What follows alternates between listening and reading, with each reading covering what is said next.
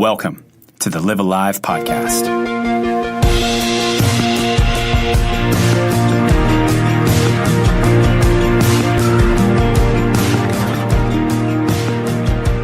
Hey guys, I'm Chris.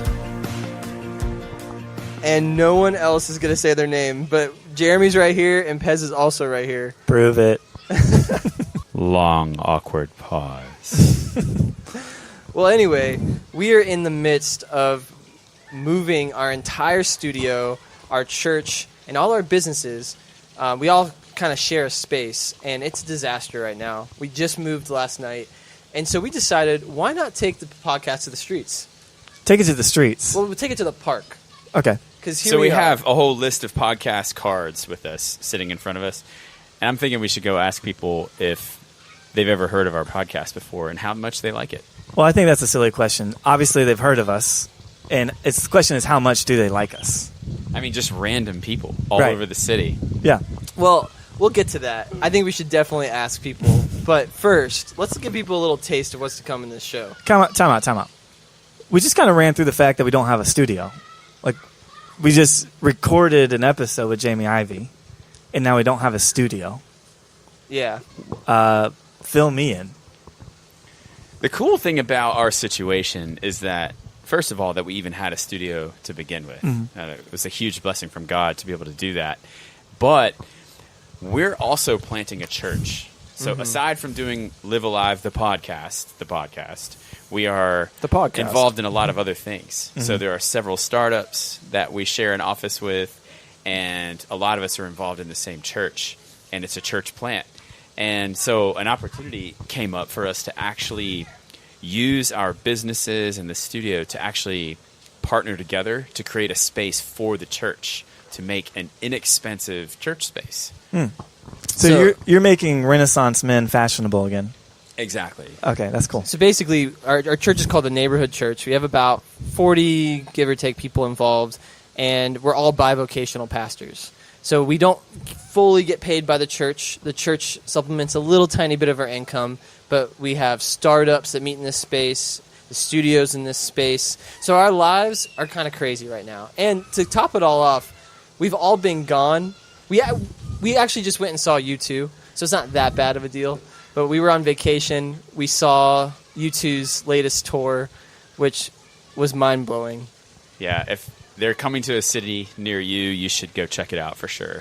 Let me preface also by saying I didn't see U2, nor am I one of the top 5 biggest U2 fans in the world, like you two are U2 fans. It dates me for sure. It doesn't date me. It doesn't date you. But I think you got me into U2. Well, my dad really liked U2, but you really got me into U2.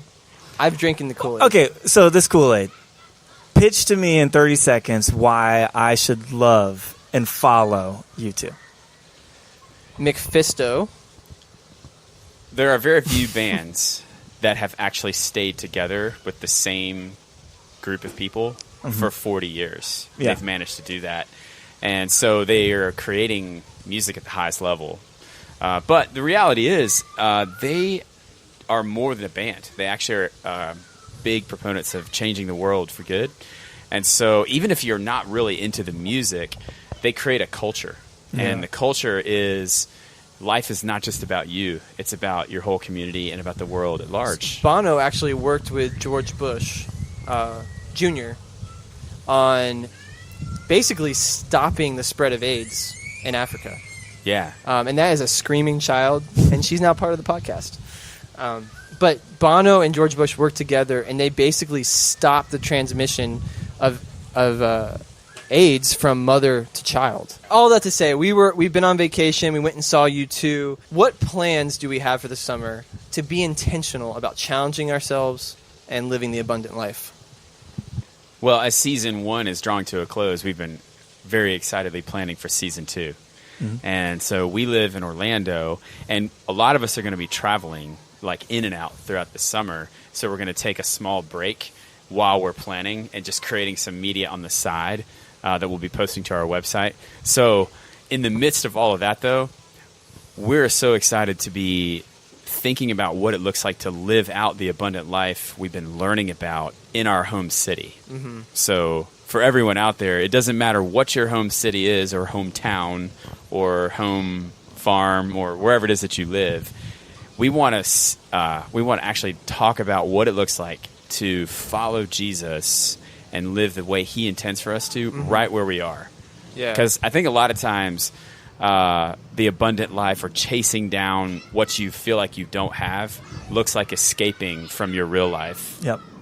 But it's not. And we were just having this conversation with somebody that they were feeling like our podcast kind of showcased this life that isn't attainable for some people. And I kind of disagree with that, because really the abundant life, you don't have to be healthy. You don't have to be wealthy. That rhymed. You don't have to be healthy. You don't have to be wealthy. You don't have to be stealthy. No, but the abundant life is what Bob Goff talked about in one of our first episodes, which it's about getting desperate, because comfortable people don't need Jesus. Desperate people do. And so when life is hard, you still have the opportunity to live the abundant life, and more so than when life is easy. And I was actually just reading in Scripture this morning. I'm just going to read it. I took a picture of it. I was in Matthew 5, and this is out of the Message. And says, here's another way to put it. You're here to be light, bringing out the God colors in the world. God is not a secret to be kept. We're going public with this, as public as a city on a hill. So I think about the God colors of the world, bringing out the God colors of the world. I think most of the time that the God colors come out of me are when I'm struggling and when I have to rely on God. And I think that's when the abundant life really shines through us. Do y'all ever wonder what God's colors look like? I was listening to a talk a few years ago. This guy was trying to describe God, and he described him as a cube, and that there was colors that he had never seen. You know, he was just trying to make up what it would look like. Yeah. It's like there's colors that the eyes have never seen, like emanating from a cube of light.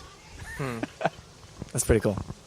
Yeah. Really interesting. Talk about it after that. I'm not sure either.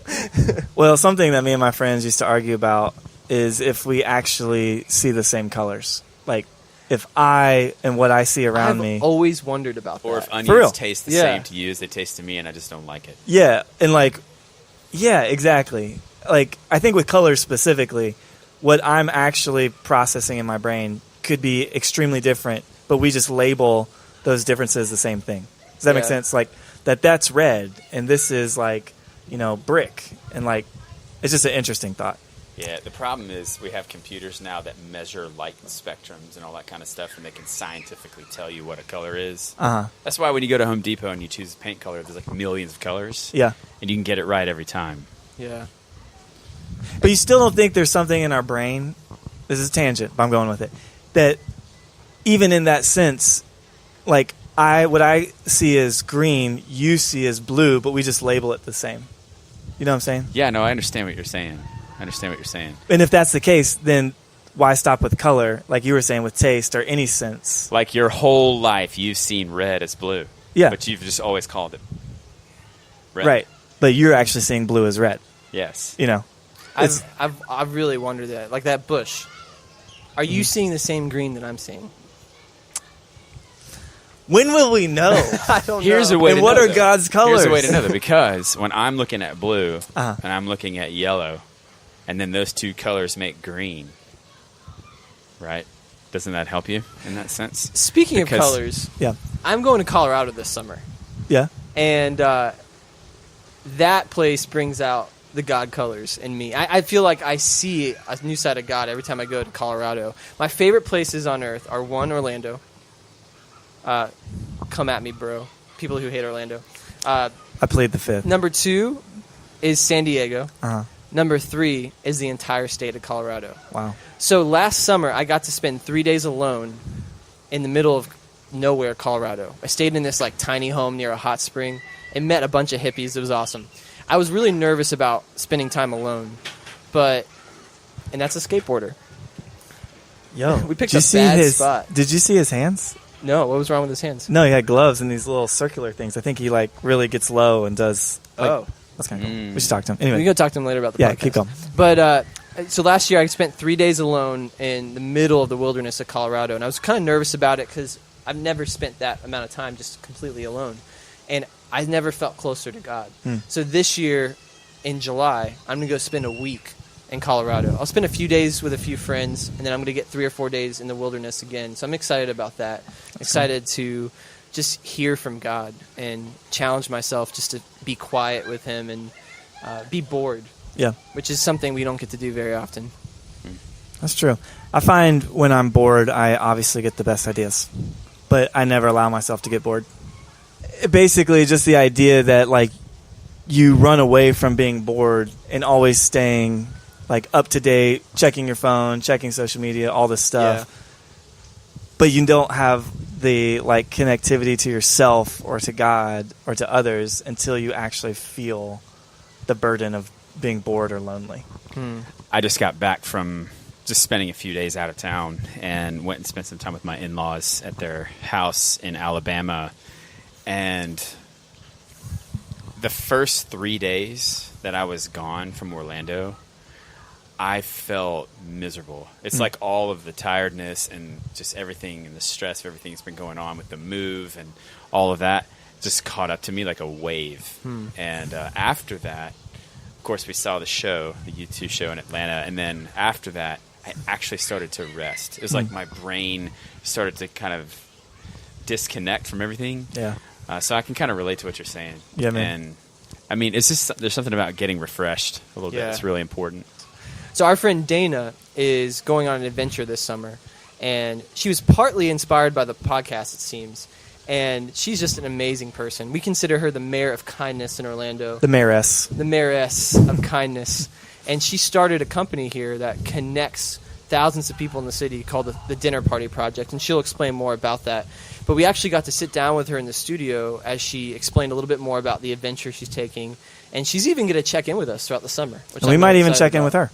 We might. In person. In person. Well, let's just hear what she has to say. We'll get right back at it. Hello, everybody. My name's Jeremy. This is Live Alive. We got Chris in the house and a very awesome first-time old friend. No, we're still old friends.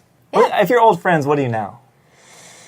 Still friends. Yeah, we're still friends. Yeah, right, so okay, that's cool. Good. So go ahead and introduce yourself to the show. Sure. Hi, my name is Dana Marie Roquemore, and I run something called the Dinner Party Project. And I've lived in Orlando for 18 years or so, since 2000. So I've lived here for a long time. And yeah, I love it here. I love my community. Cool. Well, that's an easy way to keep track of how long you've been here. Since 2000. 2000, yeah. It's very really easy. You just know. Yeah, that's cool. The year will tell you. So, Dana, me and you have been friends for, I don't even know, not all 18 years. Right. Probably half that. Yeah. Yeah. At least half. At least. Yeah. Yeah. I remember we were just talking about it, but you did something called Other People's Property, OPP. OPP. And it was awesome. It was just basically vintage clothes that you found to resell to other people, and then you had clothes swaps, all this stuff. Yeah. So you've always been very creative, as I can Thank you. remember. I mean, if you're watching, obviously you can look at her. She looks super creative. And, you know, it was just a joy for me to know you, and you've always been very kind. I just have to prep people for this. So, to me, as long as I've known Dana, Okay. I've actually we going with never this? known you Yeah. to say something unkind. Wow. That's very generous. Well, it's I'm just glad the to hear truth. that. Yeah. Well, I actually passed her Yes. in my car the other day, and I'm joking. No. Nothing happened. I didn't say anything, but she made a certain gesture. Right. Yeah, I was kidding. But yeah, I just always remember that about Hopefully. you. And yeah, it's a very unique quality to be in today's day and age where someone's just kind and pursues kindness. I hope so, yeah. It's the name of the game. Yeah. Yeah. I like to be more in that vein. Yeah. So how'd that start? I want to know that before we even get into it. Kindness in general or Yeah. just life? Just kindness. Just kindness, yeah. So a friend of mine a couple years ago started something called kindness.org. And so she had worked for a charity for a long time and then just kind of was moving into something of her own. And so she was thinking of like, you know, like what do I do and what do I want to pursue and what is going to make the world a better place? And so just her kind of discovering kindness and just like realizing the benefits that it has for like you personally, and then what it has for the recipient of kindness, and then what it has to like the third party watching a kind act of like how that makes us want to be more kind, and how just kindness, I think, like reduces stress levels and helps us to be hopefully a better person, and obviously more kind person. But just, I mean, there's just so much chaos and I think divisiveness and heartache and heartbreak in the world right now. So I hope if I can be about something, it's kindness towards myself and towards other people. Yeah. So I love that. This weekend I heard a quote from Dan Allender, and he said, you can have kindness and you can have contempt, but you can't have both. So you're either one or the other. And if there's any contempt whatsoever, then there's no kindness. wow. And Ooh. it just makes me think like, okay, heart check, gut check. Yeah. That's crazy. Yeah. In today's culture, Sure. like contempt's the name of the game. And so anyway, it's just, you're a breath of fresh air. That's all I want to say. That's also very kind.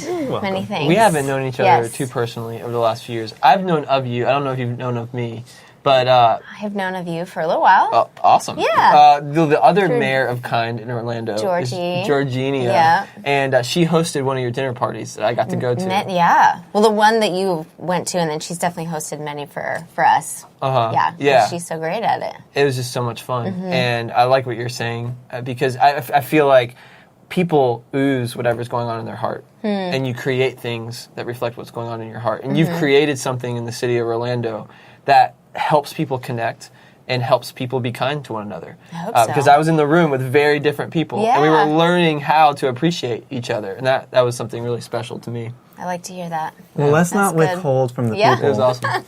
What is the dinner party project? The Dinner Party Project is gathering strangers together around a dinner table. And so we do that in a variety of ways. Our main concept, as you've experienced, is a dinner for 8 people. So people can kind of like sign up, they leave us their information. We kind of tell them, like, here's all the upcoming dates. Like, you just pick one, whichever date you want to come to. And then other people will also pick, they just kind of pick, like, I want to come June 10th. And so they sign up for June 10th. And then it's kind of a random selection of people. So we're not like curating who's coming to dinner. It's just whoever wants to join us on that date.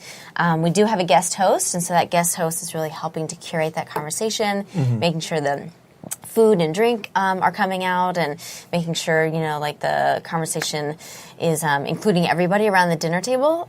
One thing that when I started this, I felt like sometimes when you go out for like a birthday dinner at a loud restaurant or whatever, sometimes it's like you're just kind of stuck talking to the people that are next to you in like a loud environment. And so you can only talk to those people for so long. And so I really wanted to create something where it's like I want every person at the table engaged. So we're all talking together. And you might have like a little side, you know, comment or something, but it's just like the questions are for everybody. We want to make sure everybody has like their voice at the table. So whether you're really quiet and reserved or whether you're more loud and talkative. Why are you looking at me like I'm that? just making sure at a dinner everyone's party, included. everyone's included, Okay. no matter kind of like their level of engagement. Yeah, so we just wanted to ask them like meaningful questions, have really great food and great drinks. And I mean, in the beginning, it wasn't really a business idea. It was just kind of like a place in my life where I needed to do something that I could be passionate about. And so I was like, a friend of mine asked me around that time, what brings you joy and what brings you life? And what are you not doing that you should be doing? And so I thought about that and I was like, well, I guess if I could do, you know, anything for a living, I would throw dinner parties because I love the magic that happens around a dinner table. I love gathering people. Like I said, I've lived here for a while, so I know so many wonderful people in this town doing really cool stuff. And so I was like, I want to know what these people are doing. I want to kind of mix it up. I really want to just get people outside their social circles, slow down, and share a meal together. Yeah, I love what you're saying because I really appreciate when someone is able to envision, okay, this is what I want to do, and then you just do it. I think so many people are stuck feeling like, oh, I can never do what I actually want to do. I just have to play the game of life. Sure. But you're actually doing what you want to do.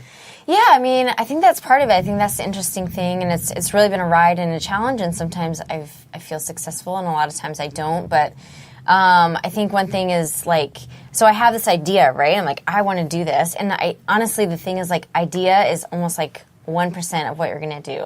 And then the rest of it is like the execution, actually doing it. And maybe it's not perfect and maybe you make mistakes along the way. But I think it's just starting where you can with what you have and really taking inventory of is this something that I really actually want to do? Because you can have ideas all day long. And I have ideas of things that I want to do, but I haven't, moved on them or haven't been able to make it happen because it takes a lot of work. It does. Work is not really my favorite. No, but that 1%, I got a lot for that 1%. Yeah. Of ideas. Yeah, that's so true. Even when I'm thinking back and things that I've done, when you actually move on an idea, you actually move on to the ideas you're most passionate about because you need the passion to help propel you when you start hitting the hurdles and the valleys and even below the valleys. It's going to come. Yeah, it'll come. Yeah, it'll come. So how'd you persevere? Yeah. Well, I think so Dinner Party kind of like moved into becoming a business and then it just kind of really grew and I love what we've done and part of it is like I was actually thinking earlier today, I was like, I don't actually really like working for other people. I agree.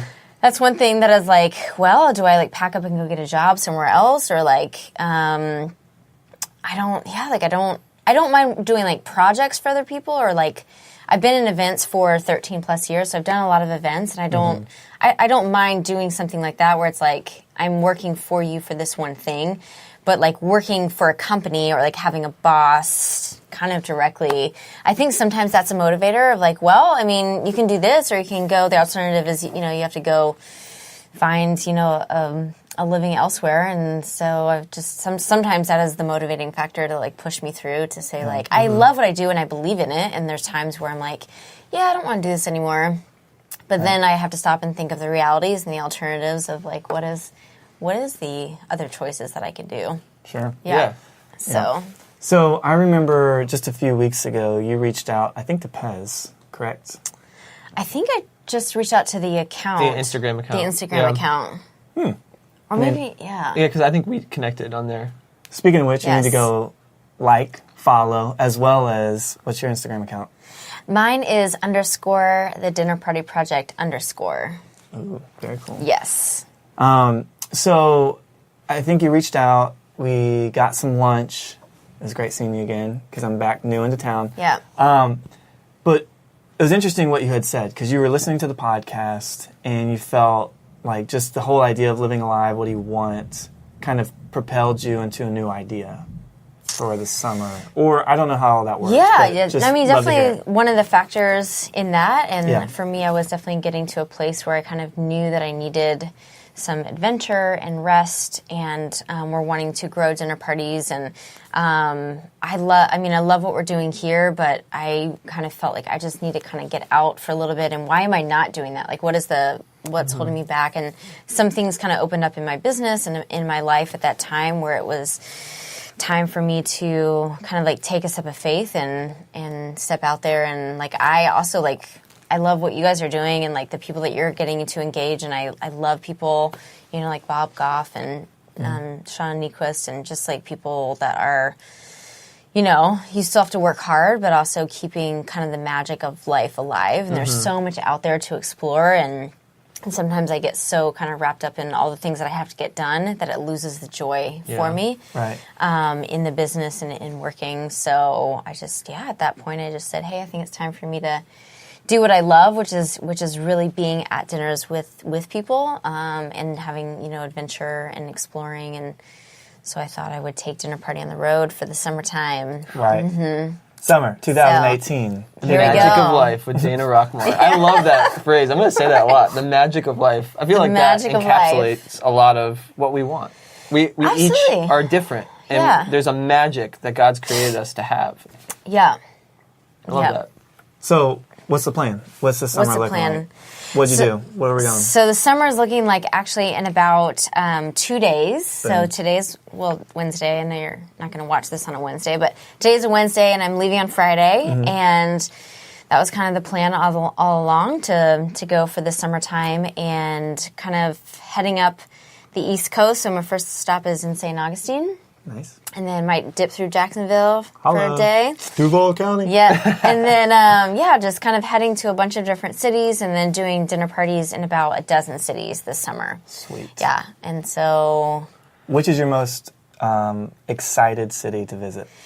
So I think I'm most excited for the Catskills. So I'm going to be heading all the way up to, through New York City, doing dinners there. And then I've driven through, northern New York, but I haven't really ever stayed there or rested there. And so some friends have done some things up there, and I know there's just like a lot of like natural beauty, and so I've never really explored it. And so I think those are some days that I'll probably take to just have some downtime. Sweet.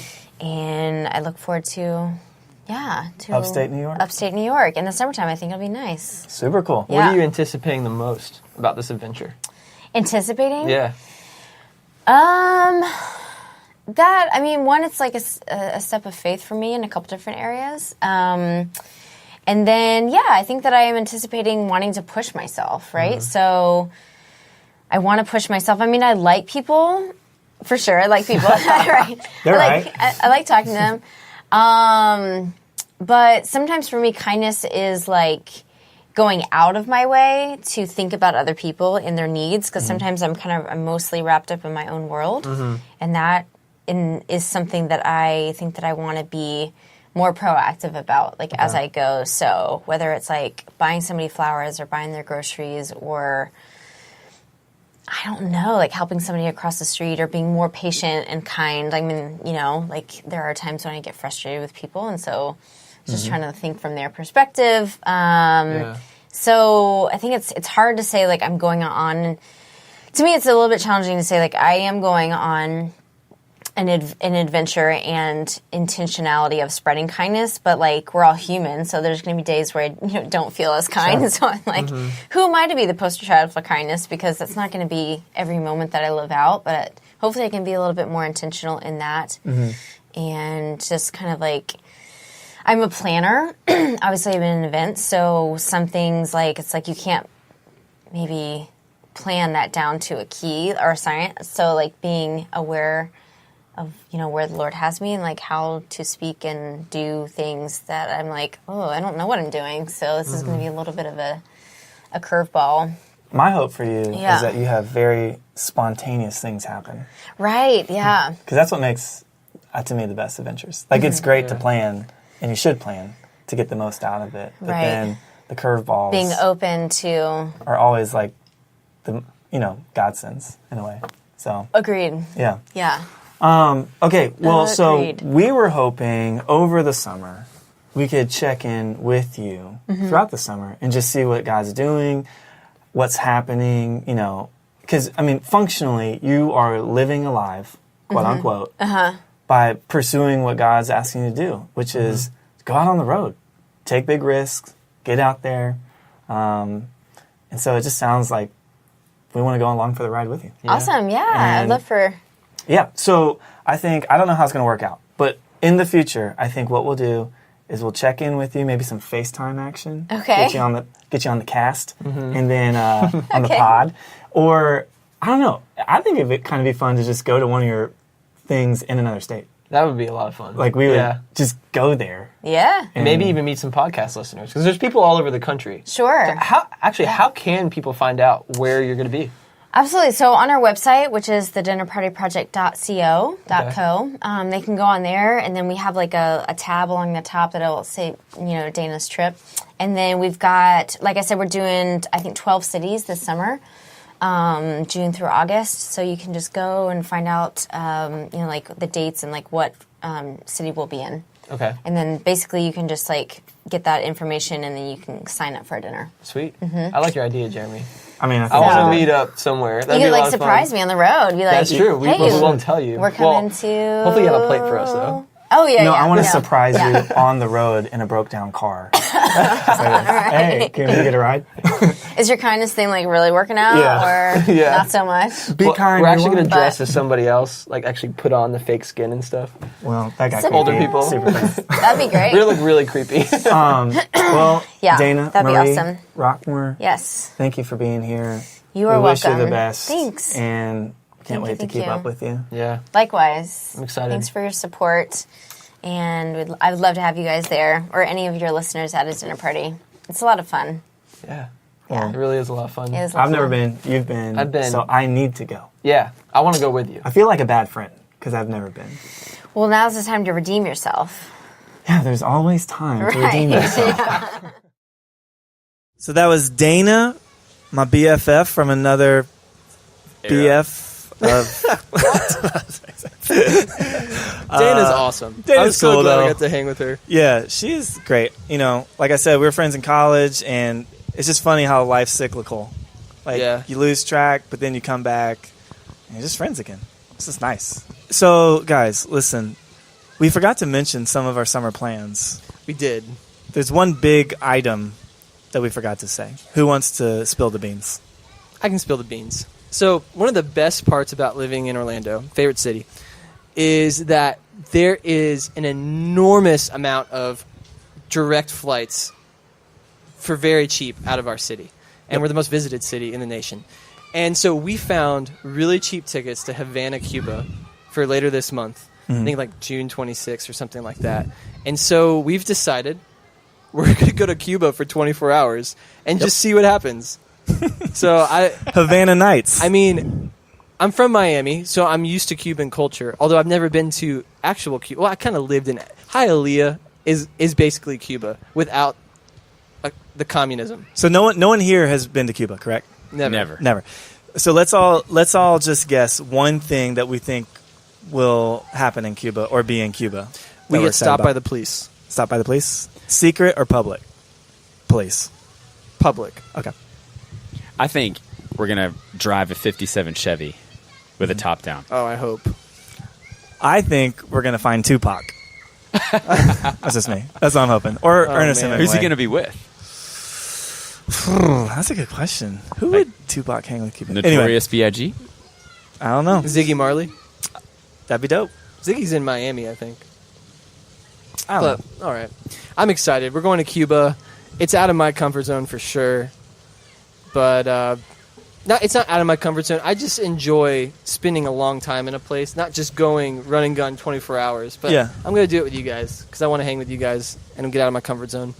Do you think we're going to get an epic meltdown fight in the 24 hours out of sleep deprivation and just exhaustion from traveling? No. Yes. No. I think it depends on what food we get. True that. Pez and I have been in some pretty sticky situations around the world. So I think we've been through everything that could possibly happen. Maybe not. I mean, we've never gone That's to a a communist... pretty bold claim. We've never though. gone to a communist country. That's but true. Well, Should we wear red? why not? I mean, I think we go to Havana this summer, North Korea next summer. I'm going to veto North Korea. I'm not going there unless we get Dennis Rodman to go with us. Yes, I would go with Dennis Rodman for sure. We should, okay, season 2 goal, get Dennis Rodman on the podcast. Yes. That would be Have you ever really seen interesting. his NBA Hall of Fame speech? No. Man, I saw that speech and I was crying. For real. Yes. I mean, it's a really touching... What's touching about it? Well, he starts talking about his mom. And if you know anything about Dennis Rodman's story, he was essentially abandoned and left in a trash can. Wow. And later, I think he found his mom. And just all of the pain from that and just what he suffered throughout his life, you know, you can see it on his outer person, right? Sure. More than anyone else. Yeah. And just to see him talk about the forgiveness that he had for his mom and the strength of character it took for him to actually invite her to the Hall of Fame to be there to see him get Wow, inducted. that is powerful. It was I'm crazy. checking that out. That's cool. Yeah. So we're wrapping up season 1 next week. Wrap up party. Wrap up party. Tell us a little bit about that party. So we're going to get some people involved. We're going to check back in with people we were in cahoots with this season. So whether that's, Mia, whether that's Bob Goff, we're going to call him. I'm going to check out with my mom what she thought her favorite episode was. She's going to be in Europe, so that should be interesting. We're actually going to talk to Jordan, the founder of Live Alive. Boom. Yeah. And that'd be cool. also possibly some other people. So we're There'll be surprises. It's going to be a good time. We're going to talk about our favorite moments from the season. Yeah. And maybe go back to those moments and talk about what people thought from the outside, because we were in them. But I'm wondering what people actually think, people who listen to the podcast. Season finale goal, find our biggest hater. All right. I feel like you've already done that, but can we find a bigger hater than Negi? That's the goal. You've got to find out. I think it'd be interesting just if someone's like, this is not a great podcast. I wonder what Raul Castro thinks about our podcast. Call him up. Could you imagine if we ended up at the Cuban Palace in 24 hours? Why not? Is that what they Anything call can it? happen. Palace? Anything can happen. All right, so check us out. Next week, it's going to be the wrap party of Season 1, Live Alive. Hopefully, there's many more seasons to follow. Thank you guys for listening and supporting us. You've been amazing. You've called in. You've written in. We've gotten to meet you in person. And really, we're just 3 average people in the midst of the planet, connecting with other people on the planet, pursuing Jesus and seeing what happens. And we continue to hope to do that with you all. Well, we'll see you guys next week. We are out here at Oviedo Park in Orlando asking people their opinions, high or low, about Season 1 of the podcast. All right, let's go. So I don't see one soul.